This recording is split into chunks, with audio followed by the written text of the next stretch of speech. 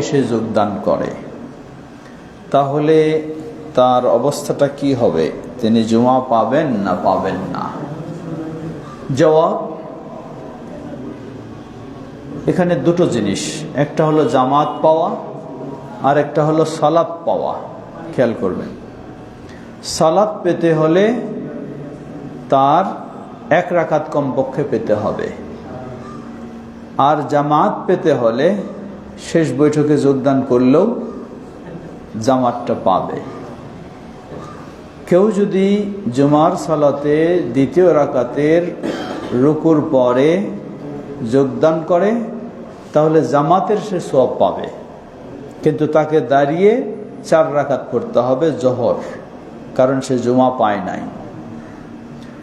জুমা পাওয়ার জন্য শর্ত হলো কমপক্ষে তাকে 1 রাকাত পেতে হবে, তাহলে সে জুমা হিসাবে সালাত আদায় করবে। দ্বিতীয় প্রশ্ন করেছেন আমাদের ভাই, কোন ব্যক্তি যিনি পরে আসেন, যাকে বলা হয় মাসবুক, তিনি তার রাকাতগুলিকে প্রথমের না শেষের কি হিসাবে গণ্য করবেন, তাই না? মনে রাখবেন, যিনি পরে এসে যোগদান করবেন, আল্লাহ রাসূল সাল্লাল্লাহু আলাইহি ওয়াসাল্লাম শক্তভাবে নিষেধ করেছেন, তোমরা সালাত ধরার জন্য দৌড় দিয়ে যেও না, ধীর স্থিরে দাও। আমাদের অনেক সময় রাকাতটা ছুটে যাচ্ছে, এটি ধরার জন্য কি করি, খুব দৌড় দিয়ে যায়। এটি নিষিদ্ধ, আপনি অন্যায় করলেন। আপনি একটা রাকাত ধরার জন্য আগ্রহ প্রকাশ করছেন, ঠিক আছে, কিন্তু রাসূলুল্লাহ সাল্লাল্লাহু আলাইহি ওয়াসাল্লাম আপনাকে নিষেধ করেছেন এই কাজ করতে, আপনি নিষিদ্ধ কাজে লিপ্ত হয়েছেন, তাই দৌড়ানো উচিত নয়। তিনি বলছেন ধীর স্থিরে তোমরা যাও, যা পাবে সেটি পড়ো, যা ছুটে যাবে সেটি পূর্ণ করো। ওমা ফাতাকুম ফাআতিম্মু, যা তোমাদের ছুটে যাবে সেটিকে পূর্ণ করো। তো এই হাদিস থেকে বোঝা যায় পূর্ণ সাধারণত শেষের দিকে হয়, শুরুর দিকে হয় না। সুতরাং আমরা জামাতে যে অংশটুকু পাবো এটুকু হবে আমাদের প্রথম অংশ, আর বাকিটা আমি শেষের অংশ হিসেবে পূর্ণ করব। যদিও ইমামের এটা শেষ অংশ, কিন্তু আমার হবে প্রথম অংশ। এভাবেই সালাত আদায় করব।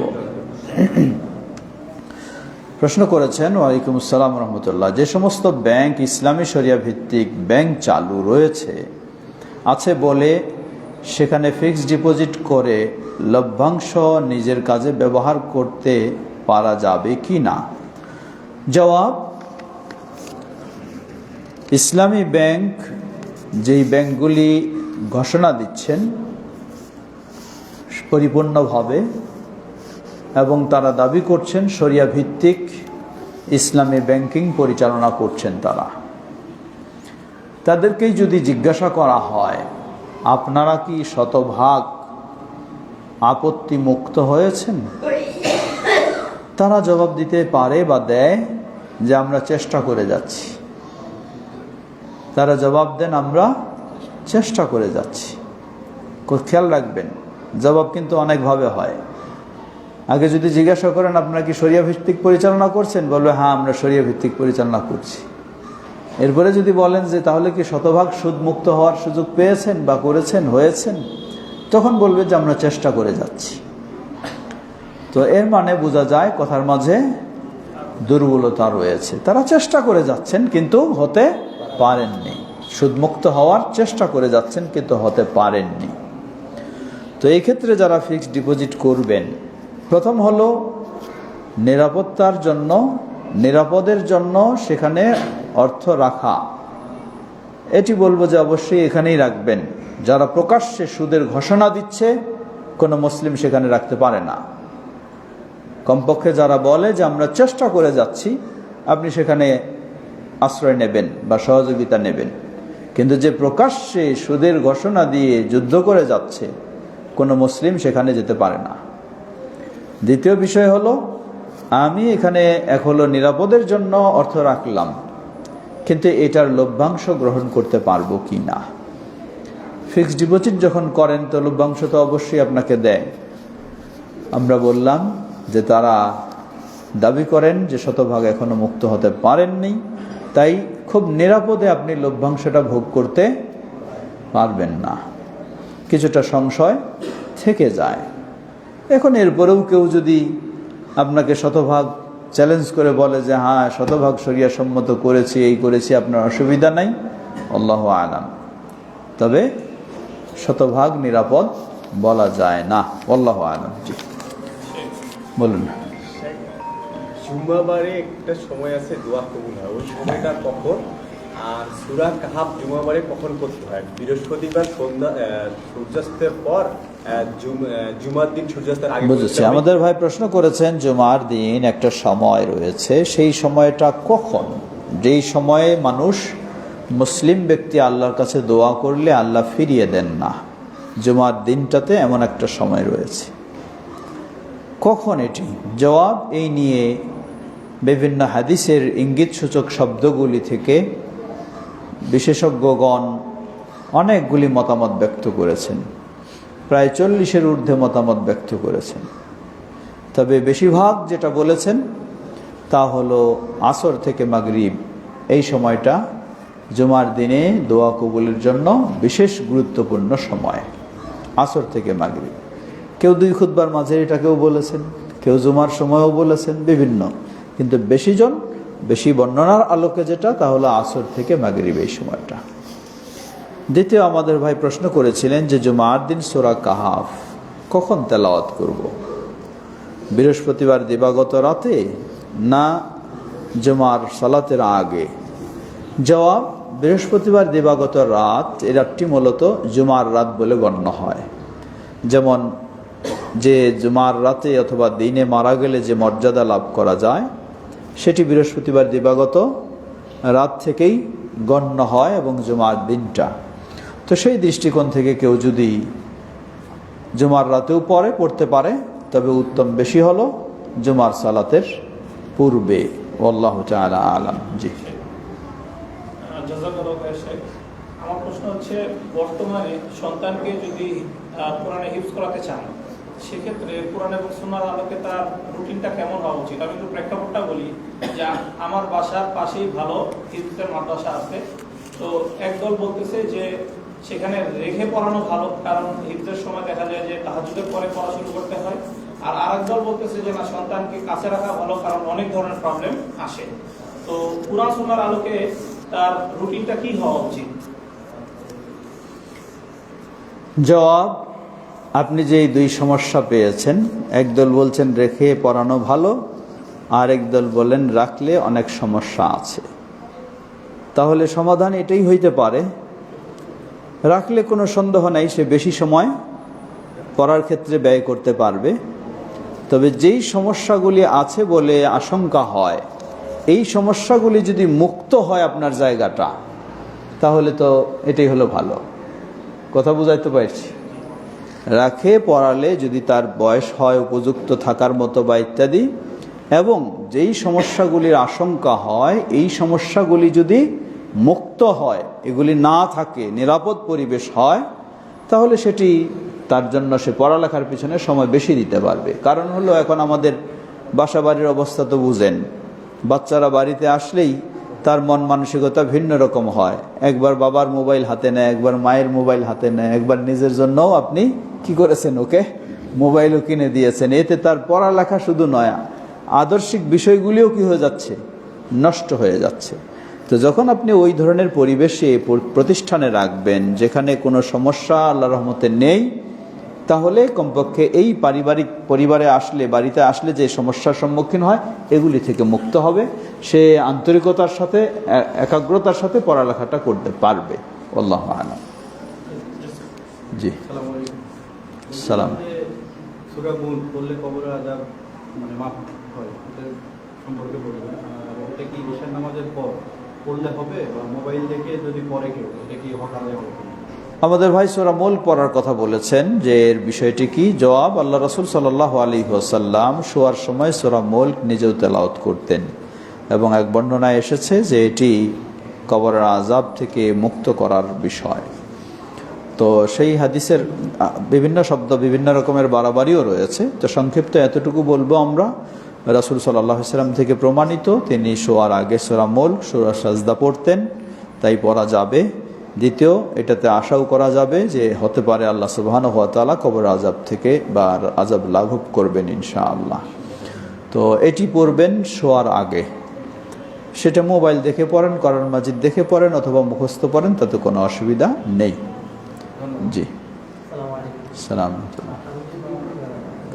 আমি ফজরের সালাতে প্রথম রাকাত আমি মসজিদে ঢোকার পর ইমাম হচ্ছে রুকুতে চলে গেছি, তো আমি হচ্ছে রুকু ধরতে পেরেছি। তো এরপরে আমি শেষ বৈঠকে আমি কি সালাম ফিরানোর পর আমি কি আবার মনে এক রাকাত আদায় করে নিব নাকি আমার রুকু আদায় করে রাকাত? জি, বুঝেছে। আমাদের ভাই প্রশ্ন করেছেন যে মসজিদে প্রবেশ করে দেখতেছেন জামাতে ইমাম সাহেব রুকু অবস্থায়, যেটি ফরজ হোক আর যেই হোক, ফজর হোক আর যেই হোক, তাহলে এই অবস্থায় যদি আপনি যোগদান করেন তাহলে ওই রাকাতটা কি গণ্য করবেন না করবেন না? জবাব, রুকু পেলে রাকাত হবে কি না এ বিষয়ে মতামত রয়েছে। কেউ করার পক্ষে গেছেন, কেউ নার পক্ষে গেছেন। করার পক্ষে যে দলিল সেটি হলো আবু দাউদের একটি বর্ণনা। সেই বর্ণনাটিকে কেউ কেউ কোনো দিক থেকে আপত্তিকর বলারও চেষ্টা করেছেন। তো আল্লাহু তাআলা আলাম, আমি মনে করি উত্তম হলো গণনা না করা ভালো। উত্তম মনে করি গণনা না করা। তবে আপনি পড়বেন না এটা নয়, আপনি অবশ্যই যোগদান করবেন, এটি সওয়াব পাবেন বাড়তি আপনি, কিন্তু সেটিকে গণনা না করাটাই হলো উত্তম। আল্লাহু আলাম। জি, সালাম রাহমাতুল্লাহ। সূরা ইউসুফের 106 নম্বর আয়াতের যে অর্থ, যে আল্লাহ বলছেন যে অধিকাংশ মানুষ ঈমান আনার পরে মুশরিক, এর ব্যাখ্যাটা জানতে চাই। আমাদের ভাই আল্লাহ রাব্বুল আলামিনের এক আয়াত দিয়ে প্রশ্ন করেছেন, ওমা ইউমিনু আকসারুহুম বিল্লাহ ইল্লা ওয়া হুম মুশরিকুন, তাদের অধিকাংশই ঈমান আনা সত্ত্বেও মুশরিক। এর ব্যাখ্যা কি হতে পারে? ঈমান আনলে আবার মুশরিক কেমনে থাকে? আবার মুশরিক হয়ে গেলে ঈমানদার কেমনে হয়? জবাব, এটি আল্লাহ সুবহানাহু ওয়া তাআলা মানুষের দৃষ্টিকোণটাকে তুলে ধরেছেন। প্রকৃতপক্ষে শিরকে লিপ্ত হলে তার ভিতরে কোনো ঈমান থাকে না, আর প্রকৃত ঈমানদার হলে সে কখনো শিরকে লিপ্ত হতে পারে না। তো এটি আল্লাহ সুবহানাহু ওয়া তাআলা মানুষের অবস্থাটাকে তুলে ধরেছেন। একদিকে ঈমানদারও দাবি করে, আরেকদিকে শিরকেও লিপ্ত হয়। এটি মানুষের অবস্থাটাকে আল্লাহ রাব্বুল আলামিন তুলে ধরেছেন, যে তারা অধিকাংশ ঈমান আনা সত্ত্বেও মুশরিক। মানে এই দাবি করে আমি ঈমান এনেছি, আবার কি কবরে গিয়ে সেজদা দিচ্ছি। তাহলে এই লোকটা কি ঈমান আনা সত্ত্বেও মুশরিক। দাবি করে আমি ঈমান এনেছি, আবার দেখা যায় যে ইবলিসের নকশা করা তাবিজ ঝুলায় রেখেছে। তাহলে লোকটা কি ঈমান আনা সত্ত্বেও মুশরিক। এর মানে এই ঈমানের কোনো মূল্য নেই। এটি মানুষের অবস্থাটা আল্লাহ সুবহানাহু ওয়া তাআলা তুলে ধরেছেন। যদি বদলা হজ করেন তাহলে যিনি করতেছেন উনিও কি হজের সওয়াব পাবেন? আমাদের ভাই প্রশ্ন করেছেন, কেউ যদি বদলা হজ করে তাহলে যিনি বদলা হজ করলেন, যার পক্ষ থেকে করা হচ্ছে তিনি তো সওয়াব পাবেনই, যিনি করছেন তিনিও কি পাবেন? জবাব, হ্যাঁ, তিনিও ইবাদতের সওয়াব পাবেন, কিন্তু তার হজ আদায় হয়ে যাবে না। তার আরেকটা হজ হবে এমনটা নয়, সব পাবেন, ভালো কাজ করতেছেন এজন্য। জি, আপনি বলুন। সালাম। দোয়া দরখাস্ত ছিল, প্লাস একটা প্রশ্ন ছিল। আমার আব্বা গত 3 সপ্তাহ আগে শুক্রবারে আসর ওয়াক্তে মারা গেছেন। আল্লাহ রহমত করুন। তিনি মসজিদে নামাজ পড়তেন, এখানে যে জুম্মা নামাজ আল্লাহ। দোয়া দরখাস্ত ছিল। জি জি, অবশ্যই। আর একটু আগে বলেছিলেন যে শুক্রবারে রাতে মারা গেলে বা জি। শুক্রবার দিনে মারা গেলে হাদিসটা কি সহি কিনা? জি, আমাদের ভাই তিনি জানালেন গত 3 সপ্তাহ আগে ওনার বাবা আমাদের এখানকার এই মুসল্লি ছিলেন, মারা গেছেন। দোয়া করি আমরা আল্লাহ তাকে ভুল ত্রুটি ক্ষমা করে দিন, তাকে জান্নাতুল ফেরদাউস নসিব করুন, পরিবারের সদস্যদেরকেও ধৈর্য ধারণ করার তৌফিক দান করুন। তিনি আরেকটি জানালেন তার বাবা জুমার দিন মারা গেছেন। জবাব, হ্যাঁ, হাদিস সহিহ। জুমার দিন মৃত্যু হলে বা জুমার রাত্রে মৃত্যু হলে তার বিশেষ মর্যাদার বর্ণনা হাদিসে এসেছে। আমরা এটাও আল্লাহর কাছে দোয়া করছি, আল্লাহ যেন আপনার বাবাকে এই মর্যাদা আল্লাহ দান করেন। জি, জমার দিনের পর মানুষের গুনাহ হয়,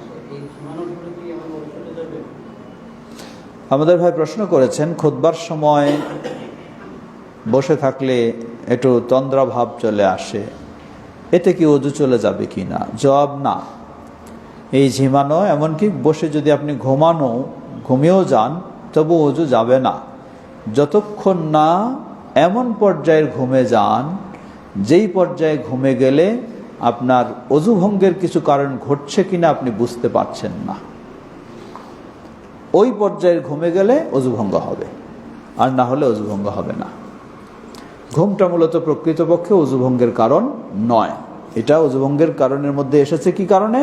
ওই কারণে যে গভীর ঘুমে গেলে আমার অন্য ওযু ভঙ্গের কারণ ঘটে গেলেও আমি টের পাবো না, এই জন্য এটাকে ঘুমের ওযু ভঙ্গের মধ্যে অন্তর্ভুক্ত হয়েছে। জি, আবার বলেন। কবর জিয়ারত, আচ্ছা, আমাদের মুরব্বি প্রশ্ন করেছেন যে কবর জিয়ারতে কি কোনো সূরা পড়া যাবে? জবাব না। কবর জিয়ারত, সেখানে শুধু সালাম দেওয়া, অতঃপর আপনি দোয়া করতে পারেন, কিন্তু কোনো তেলাওয়াত নেই, না সূরা ফাতিহা, না সূরা ইখলাস, না সূরা ইয়াসিন, না আয়াতুল কুরসি। কবর জিয়ারতে কোনো তেলাওয়াত করা যাবে না, করলে সেটি বেদাত হবে। যে রুকু থেকে উঠে আলহামদুলিল্লাহ করার পরে অনেকে বুকে হাত বাঁধে, এটা কতটুকু করা যাবে? আমাদের ভাই প্রশ্ন করেছেন, রুকু থেকে উঠে কেউ কেউ হাত বাঁধে, আবার এটি কতটুকু কি? জবাব, রুকু থেকে দাঁড়ানোর পরে, রফায়ে ইয়াদাইন করার পরে আবার দুটি হাত বুকে বাঁধা, এই মর্মে কিছু মতভেদ রয়েছে। এই মর্মে সবচেয়ে যিনি বেশি বলেছেন সৌদি আরবের সাবেক প্রধান মুফতি আল্লামা শেখ ইবনে বাজ রাহিমাহুল্লাহ।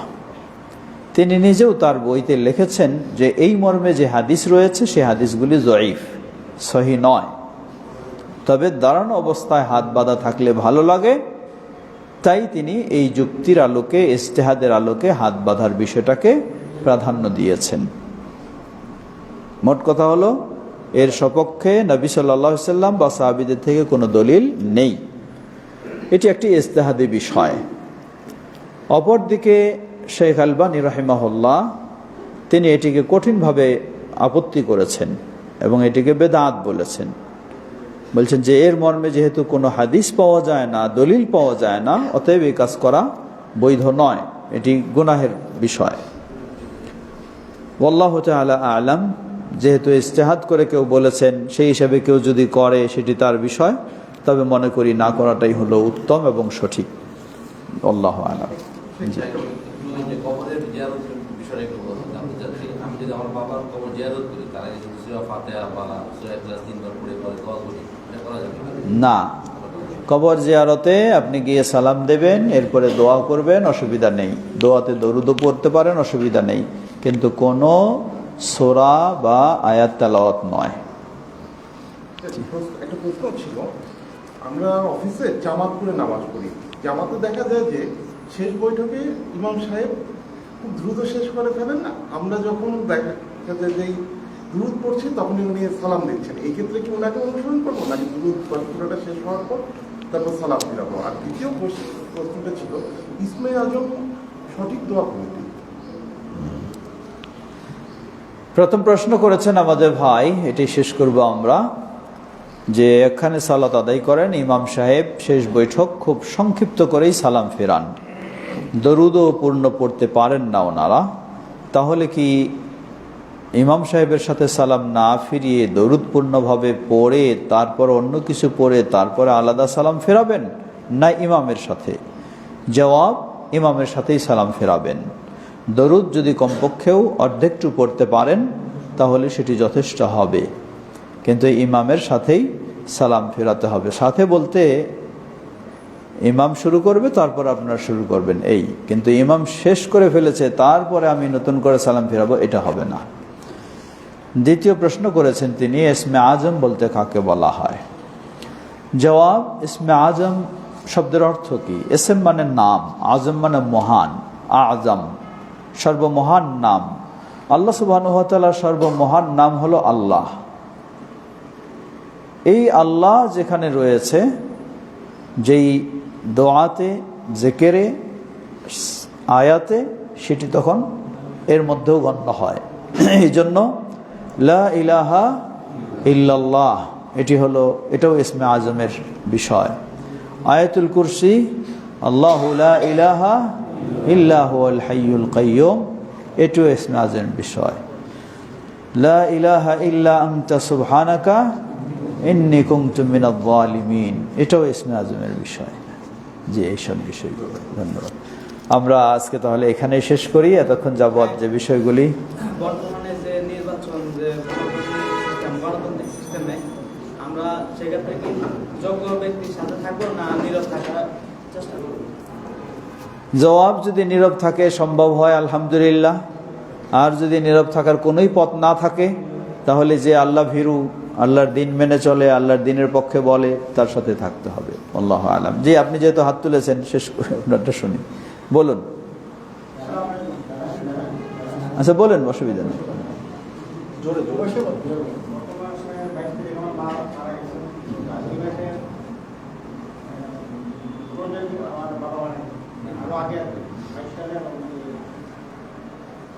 বাইশ সালে মারা গেছেন। হ্যাঁ, দোয়ার দরখাস্ত না বুঝছি। মা আর কে? বাবা। আচ্ছা, আমাদের ভাই দোয়া চেয়েছেন, আমরা দোয়া করি আল্লাহ তার বাবা মাকে ভুল ত্রুটি ক্ষমা করে দিন, তাদেরকেও জান্নাতুল ফেরদাউস নসিব করুন। আমাদের বাবা মাও যারা বিদায় নিয়ে চলে গেছেন তাদেরও ভুল ত্রুটি আল্লাহ ক্ষমা করে তাদেরকেও জান্নাতুল ফেরদাউস নসিব করুন। আমরা যেন সবাই দিনের পথে চলতে পারি, আল্লাহ আমাদের সাথে তৌফিক দান করুন। সুবহানাকাল্লাহুম্মা ওয়া বিহামদিকা আশহাদু আল্লা ইলাহা ইল্লা আনতা আস্তাগফিরুকা ওয়া আতুবু ইলাইক। আসসালামু